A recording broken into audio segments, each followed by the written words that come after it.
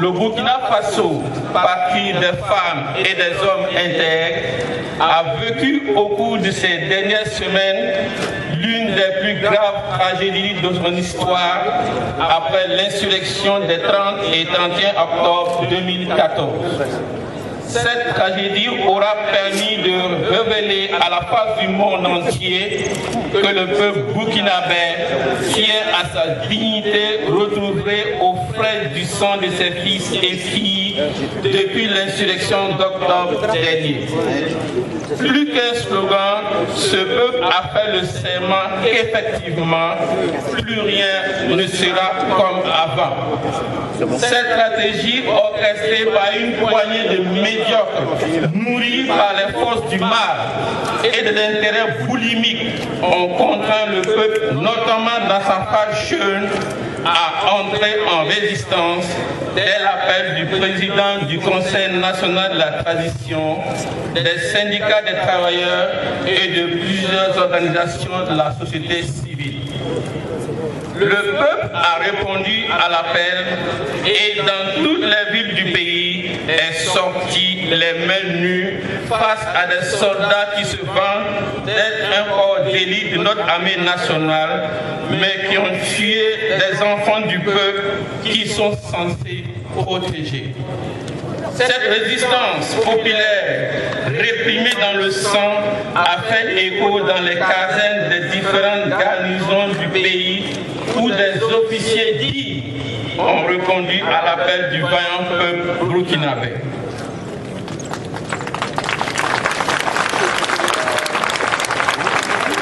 Ainsi, l'armée a décidé de se mettre aux côtés du peuple en prenant le relais pour le protéger, mais surtout restaurer la discipline et le sens des valeurs militaires dans ses rangs, en désarmant ce fameux régiment de sécurité présidentielle. Mais malheureusement, des enfants de ce pays sont de nouveau tombés sous les balles assassines et avec eux de nombreux blessés dus aux barbaries des putschistes, avec à leur tête un certain général dont nous ne citerons pas le nom ici.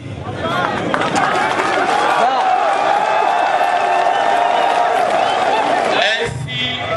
nous voilà rassemblés ce matin du vendredi 9 octobre 2015 sur cette place historique et emblématique de la Révolution. Pour rendre hommage à ces voyants martyrs qui sont tombés sur le champ d'honneur pour la quête permanente de la liberté et de la démocratie. Vous conviendrez avec nous, parrains des victimes, mesdames et messieurs ici présents, que le plus grand dommage que l'on puisse rendre à ces martyrs est de leur rendre d'abord la justice, ensuite la justice et enfin la justice. Nous disons bien, s'il vous plaît, autorité ici présente, la justice. Nous avons une pensée profonde pour les martyrs des 30 et 31 octobre qui attendent toujours que justice leur soit rendue, car rien de ce qu'il va faire, ou rien de ce qu'on va faire ou lire comme discours ne pourra soulager ni les victimes, ni les parents des victimes, encore moins les ayants droit, si toutefois il n'y a pas un bon jugement et les pas punis à la hauteur de leur forfait. Les parents des victimes espèrent et croient que les autorités de la transition, avec à leur tête son Excellence, Monsieur le Président de la transition, son Excellence le Premier ministre et son gouvernement,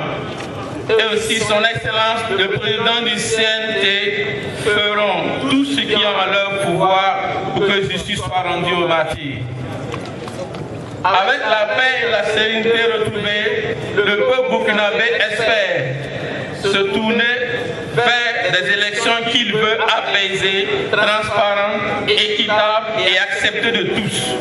Donc, que tous les candidats à la présidentielle prônent des messages de paix lors de la campagne et que plus jamais on ne tue un fils ou une fille de ce pays parce qu'un dirigeant à la boulimie ou à la folie du pouvoir. Merci. Au président Thomas Sankara et à ses compagnons, à Gabo Doulari, à Norbert Zongo et à ses compagnons, à Justin Zongo, au Jules Salifou Nédié, aux victimes de l'insurrection des 30 et 31 octobre 2014, aux martyrs du coup d'État manqué du 7 septembre,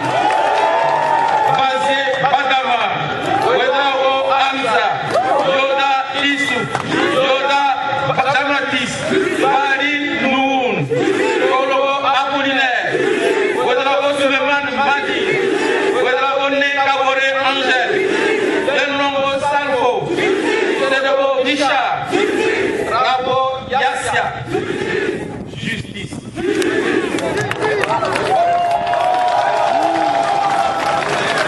Pour ne citer que ceux-là qui sont morts pour la liberté et la démocratie, que la terre du Burkina Faso vous soit légère, reposez désormais en paix, tout en espérant que justice vous sera rendue. Que Dieu bénisse le Burkina Faso.